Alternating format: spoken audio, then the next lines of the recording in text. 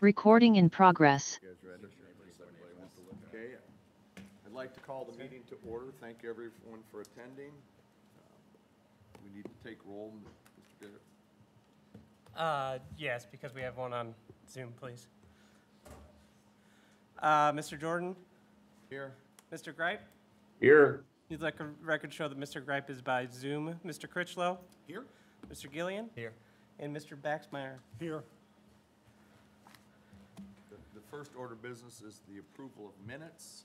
Hopefully everyone had an opportunity to go through them. Appreciate getting them out last week. Give us some time to look them over. Anyone have any comments, corrections on the minutes? I found one change. Yes, sir. On page 9, on the motion for Linda Rogers to speak, it was a 5-0 vote, but it has Mr. Critchlow voting no, so that should be changed to yes. We will correct that. Okay. So is there a motion to approve the minutes with the correction? Also move. There is second. Second. Any Have a- discussion? No? Hearing none? Motion is second. Mr. Baxmeyer? Aye. Mr. Gillian? Aye. Mr. Critchlow? Aye. Mr. Gripe? Aye. And Mr. Jordan? Yes. Motion carries 5-0. All right, thank you. Economic Development Area updates. Brown. So every month, we give you guys a summary of the fund budgets, kind of where we're at and kind of where the expenses are. I just want to point out a couple things. The final expenses for the Olive Township Fire Department were put out, so that project has been fulfilled at $650,000 total. We've got some kind of the culvert replacement. I believe that is complete as well in 4303.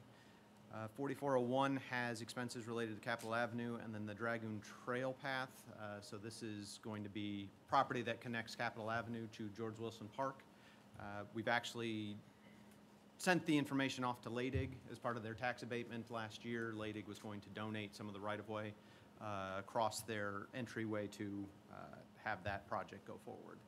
And then everything else is kind of just general expenses. And that is all I have. Do you have any questions? Happy to answer them. Thank you.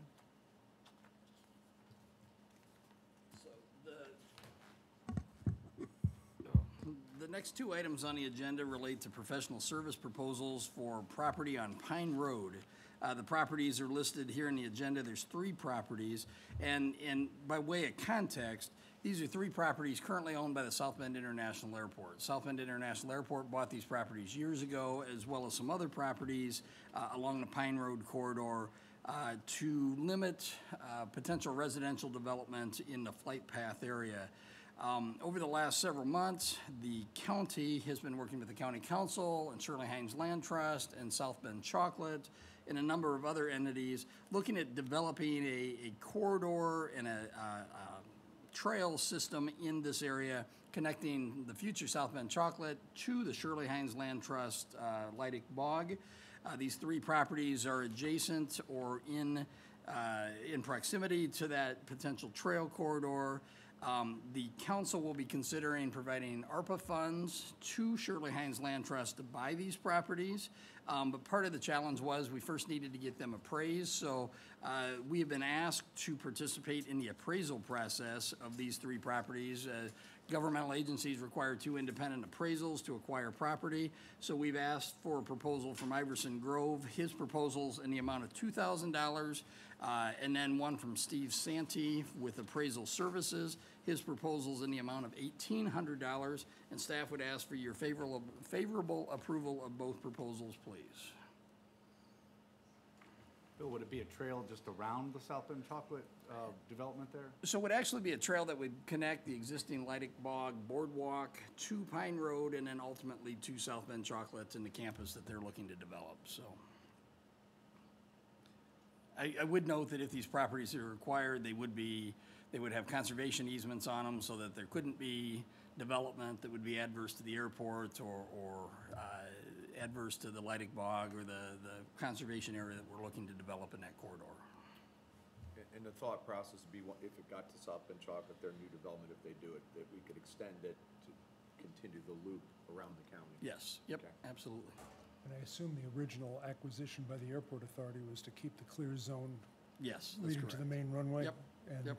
hence your comment about no significant development, Yep. just so I understand. Thank Yep. you. Any further questions or comments?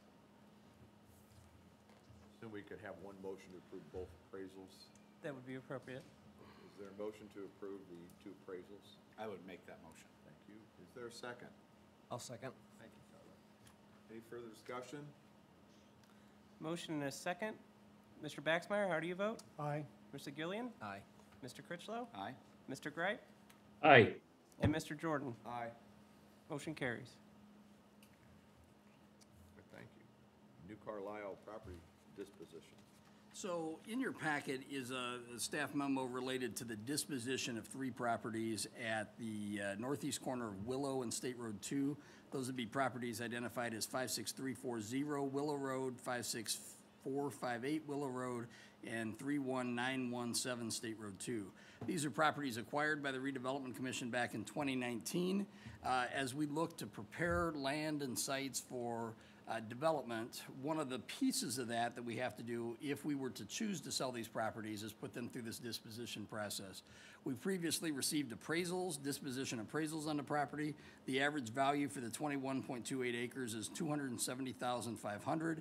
These properties were rezoned to industrial. They have written commitments on them, so they're positioned properly for future development or future sale for future development. So the first step in the disposition process is to get commission approval to put the properties out for disposition. Once that happens, then we put together a bid and offering sheet. That then is advertised on 2 separate occasions. We would open those bids on July 12th at our next redevelopment commission meeting. Could make the decision to accept bids, reject bids, or then move forward. If we reject all bids, then we would have a 30-day period before we could make an award of the property. So it's a fairly delineated step, but the first step in the process is asking for your approval to begin the disposition process of these properties. If there's any questions, I would be happy to answer them. Again, for economic development. Yes, yep. So my question, Bill, is that then when we open up the bids, the commission still can decide yes or no on accepting bids? Correct. Because then, the only question I had is regards to the comprehensive plan. You know, we haven't really seen an update on that in a while, which is fine, it's gonna take a while, but we're making decisions without that being done. How are we reconciling? So You know, these- are we just sort of the ones that have to be kind of responsible for, I mean, we're not gonna put a toxic dump there. Sure. You know, but the comprehensive plan is going to lay out what's acceptable and what's not. How do we reconcile the fact that we're taking votes without that being done? I Certainly. guess is what I'm asking. So these properties are within the core development area, and the core development area is the area that the 4 different parties have agreed that development, industrial development, character projects should occur within. So that's kind of the first piece of that. The second piece is they do have written commitments on them. And while those written commitments are pretty stout as it relates to heavy industrial uses, we are in the process of going through a process, creating a new permitted use, special use, and design overlay for the area. So if we determine that the bids that we receive back in might not meet where we want to be, then again, we can hold or reject those bids at that time on the 12th. Again, we're looking to position the properties. We may receive no bidders, and if that's the case, then it's at least prepped for future negotiation for disposition. We anticipate that there likely will be no bidders at this point in time, but we want to get the property positioned for disposition. Again, it's only a 30, 45-day process, so it's not outrageous to dispose of the property, but we're in a position where we believe that it would be advantageous now based on some other things happening to move these properties forward. No, thank you. And I personally, I think it makes sense to move forward with starting that process now. I was just curious. Yep. I asked the question then or ask it now. Certainly. So thank you. Yep. Are there any other questions? Is there a motion to pursue the disposition process? I'll make a motion that we pursue and start the disposition process. Is there a second? I'll second it. Is there any further discussion? Hearing none? We have a motion and a second. Mr. Baxmeyer? Aye. Mr. Gillian? Aye. Mr. Critchlow? Aye. Mr. Greip? Aye. And Mr. Jordan? Yes. Motion carries.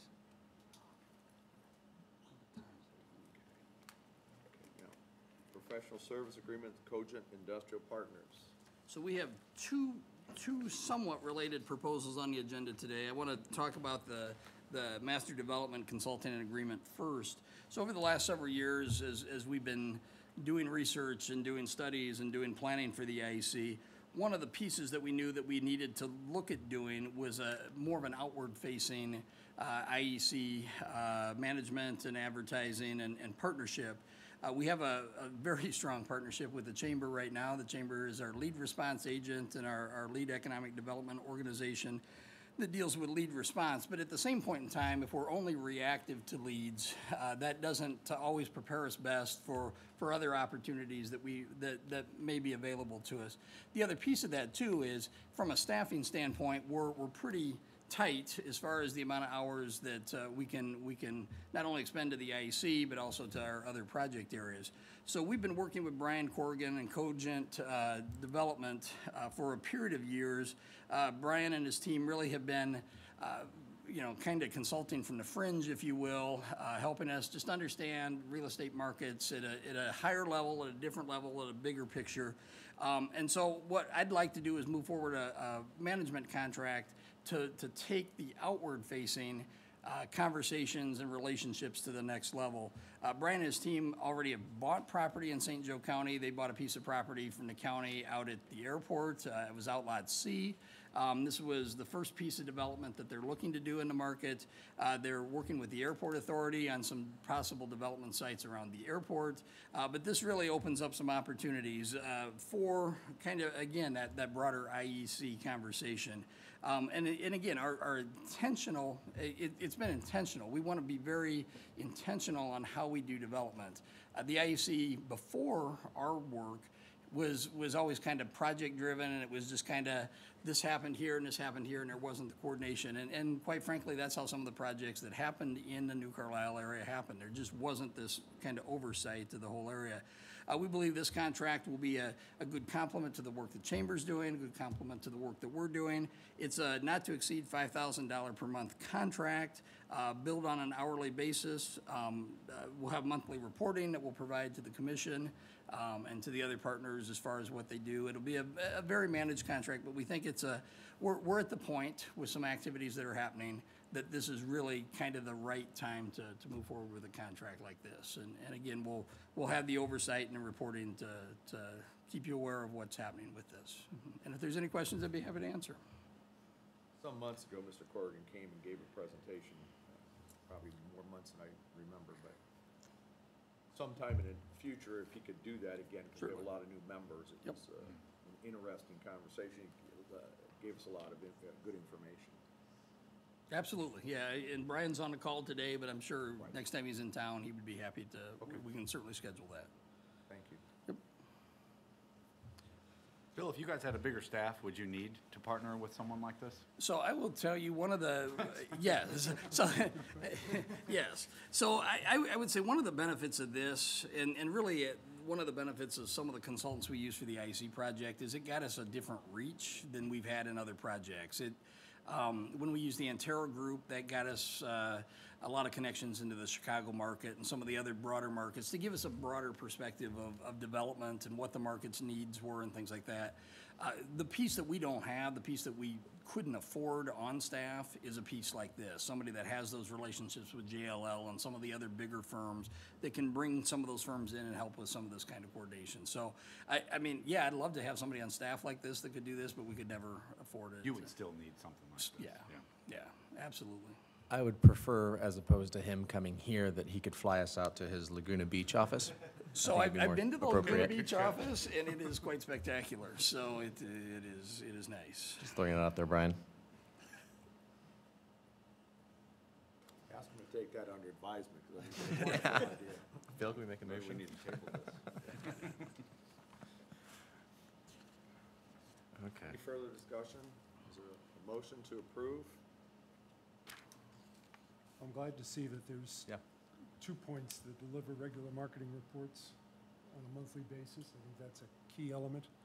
And be responsible for communication to stakeholder parties, which I would assume, I'm not assuming, intend that this would include all the stakeholders, like we're doing with the IEC overlay, including the local community, New Carlisle, Yep. Olive Township. Yep.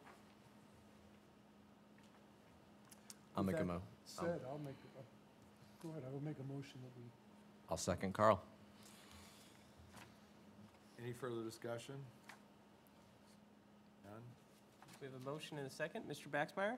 aye, Mr. Gillian? Aye. Mr. Critchlow? Aye. Mr. Gripe? Aye. And Mr. Jordan? Aye. Motion carries. So the second piece of this is our participation in an SIOR event in August that's going to be sponsored at Notre Dame. Cogent, JLL, Antero Group, and the county, and I believe the Chamber of Commerce will be added to that mix of 5 parties, will be partners in an event, again, as kind of a field trip activity at the SIOR event. We will have activities at the IEC to bring brokers out to the IEC to understand what's happening there, who the players are, and things like that. So this is a request for a portion, I guess a part of that sponsorship. It's a $5,000 commitment to be part of this, and staff would recommend approval of this request.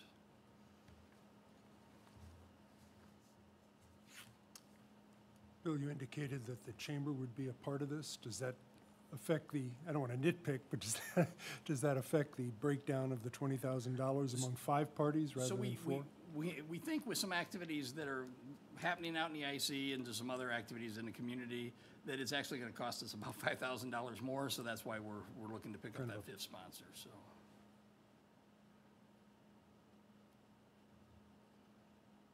Is there a motion to approve?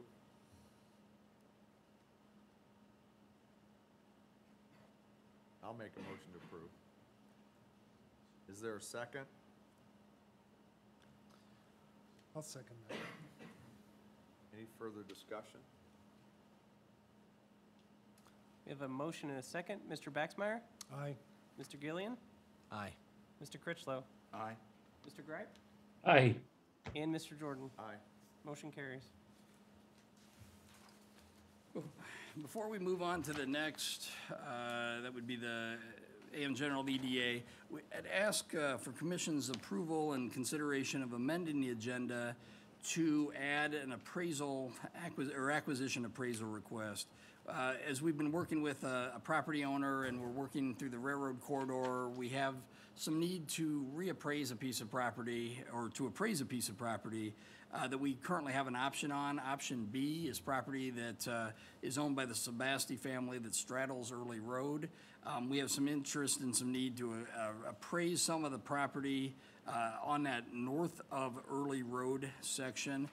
We would ask for a not to exceed amount of $6,000, and what we do is if we received your approval today, we would then bring back the appraisals in July to get those ratified, but because of some time sensitivity, we need to get these appraisal processes started now. We would hire 2 appraisers. Those contracts would be approved by Board of Commissioners again, and then we'd bring those back to ratify. So we would ask for your approval to amend the agenda to allow for this additional item to be added to the agenda, please. Phil, assuming that's the proper, That is the proper okay. motion to Not make. to call it in question, Bill. Yeah. Okay, is there a motion to amend the agenda? I would make the motion. Is there a second? Second. We have a motion and a second. Mr. Baxmeyer? aye, Mr. Gillian? Aye. Mr. Critchlow? Yes. Mr. Gripe? Aye. And Mr. Jordan? Yes. Motion carries. And so then we would It need would your then now approval be of the. appropriate for a motion to approve the appraisals. I would move to approve. Motion by Mr. Critchlow, second. I'll second. Second by Mr. Gillian. Mr. Baxmeyer? aye, Mr. Gillian? Aye. Mr. Critchlow? Aye. Mr. Gripe?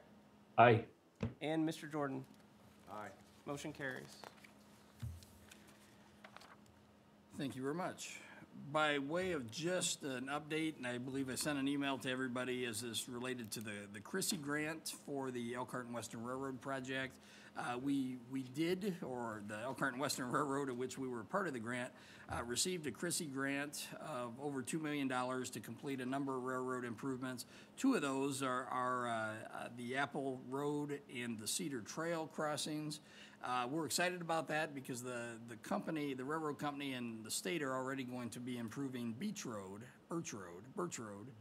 And then as part of this, originally Birch was not going to have lights or bells as part of the project, but because of this funding, we'll be able to get lights and bells at these three crossings as part of the upgrades. So the whole network will have safety devices and safety features in that corridor.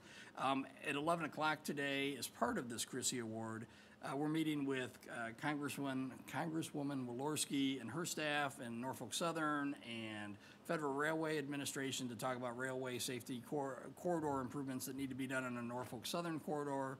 So they've invited us because at the last meeting, we approved a contract to study Norfolk Southern improvements. So a lot of railroad safety improvements being done on the east side of the county, and so we appreciate your support for those, but wanted to let you know about this award, so.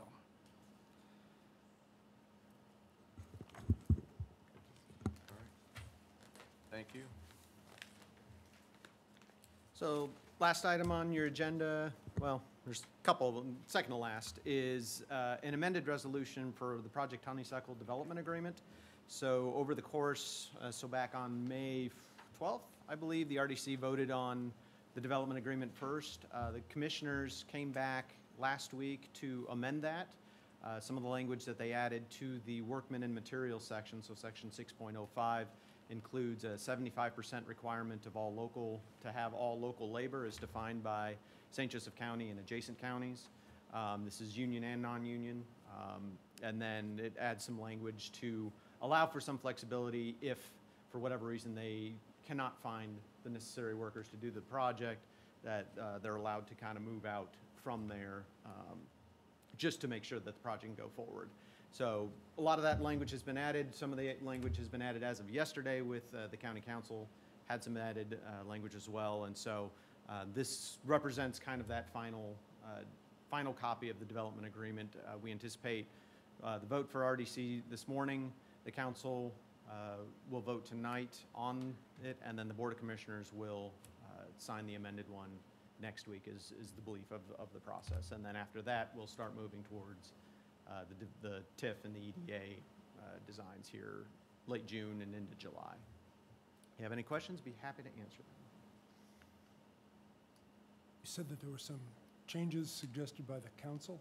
Yes, Are they reflected in, Yes. in here? yes. This is what the council will be considering this evening. Yep. Okay. I can walk. Okay, we did approve this last month, but again, this is just an update for some terms and conditions, particularly in the one section. Yep. Is there a motion to approve the revised resolution? I'll make the motion to approve the revised resolution. Is there a second? I'll second. Any further discussion? Hearing none. Mr. Garrett? We have a motion and a second. Mr. Baxmeyer? Aye. Mr. Gillian? Aye. Mr. Critchlow? Yes. Mr. Gripe? Aye. And Mr. Jordan? Yes. Motion carries 5-0. Thank you.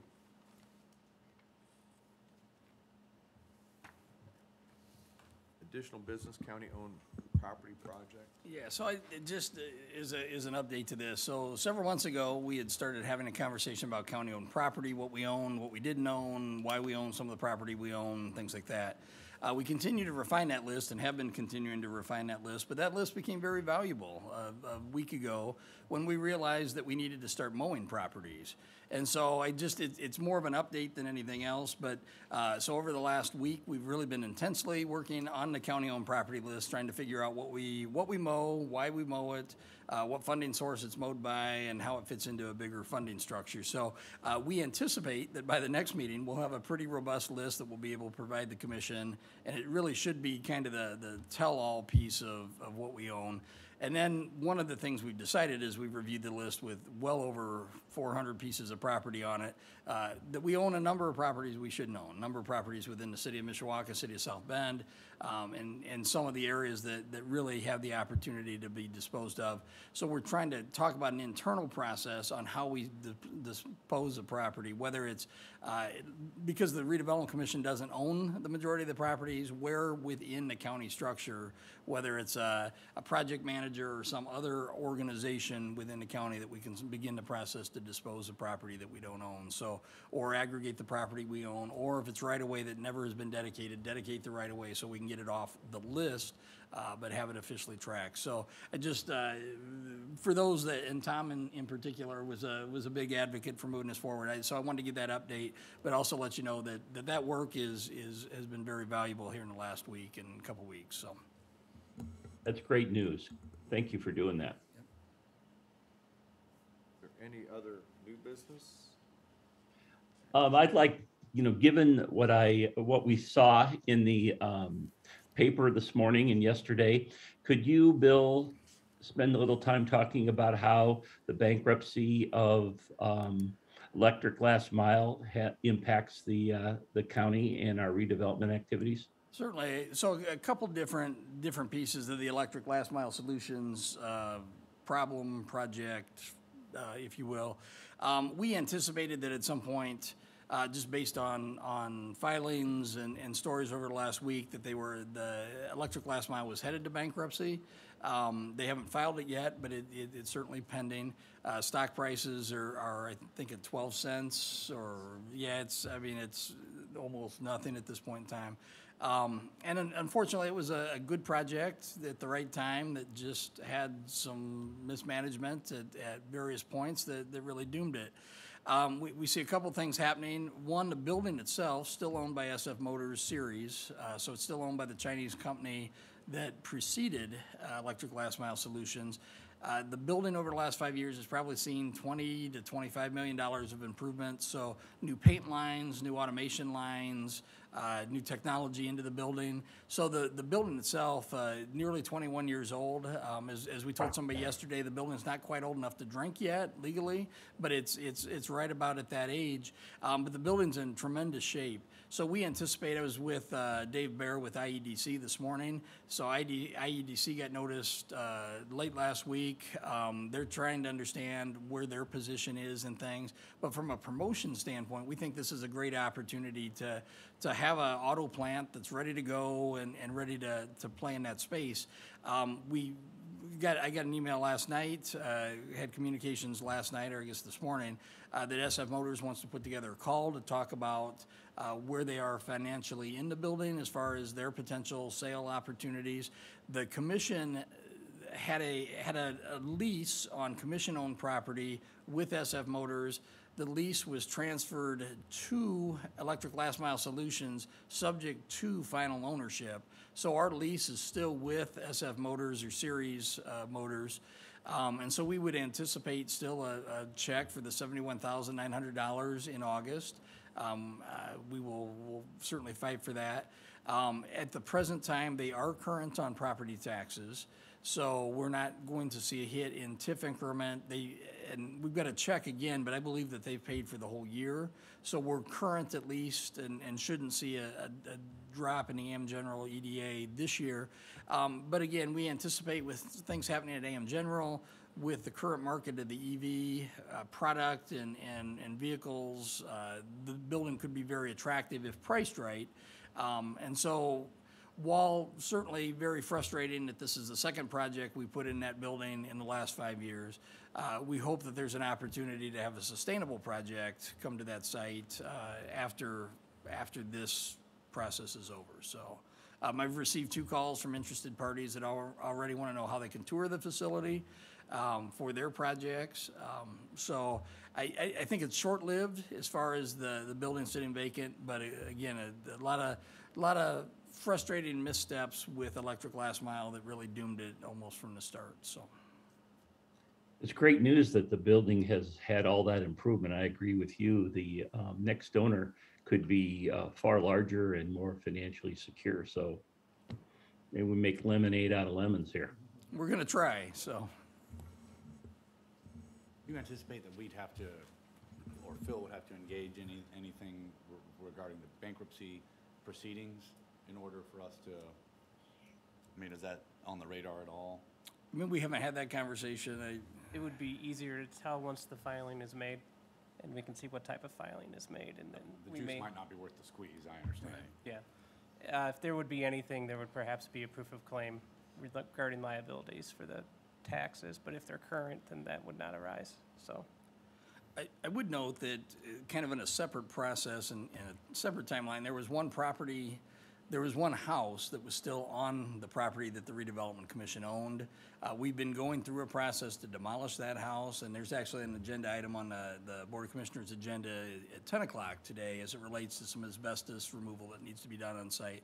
We're gonna continue with the path to remove the property, or remove the structure. Our fear is that with lack of activity on the site, that property could become a blighted property, just wouldn't have any control. So we're gonna continue to move forward with the demolition of that, because it's still on commission-owned property. So we wanna make sure that we don't contribute negatively to the neighborhood around it with that structure not being in use. So, you'll see some claims probably at the next meeting as it relates to that demolition. So I just wanna make sure that, that we've had that conversation. Any other items? So now it is time for public comment. There is a 3-minute limit for public comment, which we welcome. We would ask only that you give us your name and your address.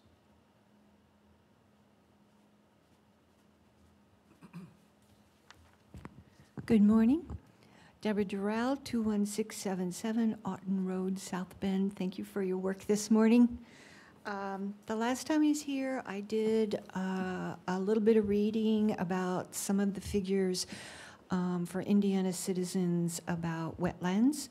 And so again today, I would like to put another name on your list. In the recent Nature Conservancy magazine, this person was listed as the trustee for the Nature Conservancy, who is directing the Wetlands Task Force here in Indiana. So Will Ditzler, who is also connected with Innovatia Solar, is now connected with the Nature Conservancy. These are two very local, very central kinds of pieces of work that are going on that I think is starting to connect the dots between all of this work, and I'd just like to read to you. Will Ditzler represents the many interests related to wetlands from conservation to development. The task force is hearing from experts about wetland functions, their role in mitigating climate change, how they affect agriculture and commercial development, and what can be done to replace lost acreage. So I think that's someone that you could potentially reach out to in addition to Matt Mearsman and Jen Tank. Thank you. Thank you.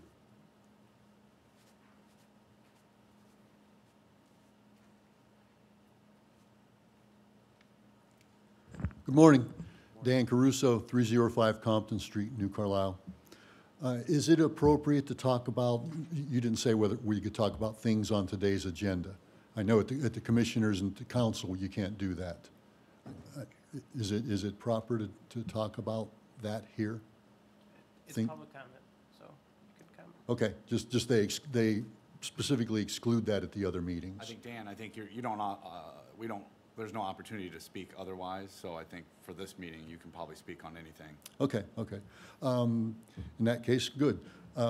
It was good to hear Mr. Shalio point out that they're moving forward with particularly Willow Road and State Road 2 project over there, that there is still time for additional oversight and additional, I say, call it pushback, call it whatever. I just find it odd that there's an admission today that there likely won't be any bidders on this property. But if there are bidders, then that we paid $797,000 for this property. It's now worth $270,500. And I'm worried that if there are no bidders, we're going to open it up to somebody that wants to dump rat poison there, and we can get it approved because right now there is no comprehensive land use plan. Is the comprehensive land use plan going to take, I know there are some items specified that, nope, you can't do this, nope, you can't do that. I'm worried that the list is going to, well, okay, maybe we can allow some of that, maybe we can allow some of that, if they're not getting any bidders. And will the work that Abby Wiles is doing on the new comprehensive land use plan be the rule at the end of the day, rather than cogent industrial coming in and saying, yeah, but we think some of this would be good in there? Even, are they going to sit down and compare papers and see, well, can we agree here, can we agree here on things that can come into the area? Because there's homes right there, there's homes right along Willow Road there. Would potential tenants, purchasers, still be responsible for that screening for those homes that has been talked about earlier when that land was originally sold, to protect those 5 homes along Willow Road from any growth over there in that corridor? I know it's right in the middle of the IEC, but there have been some screening agreements talked about previously. Thank you.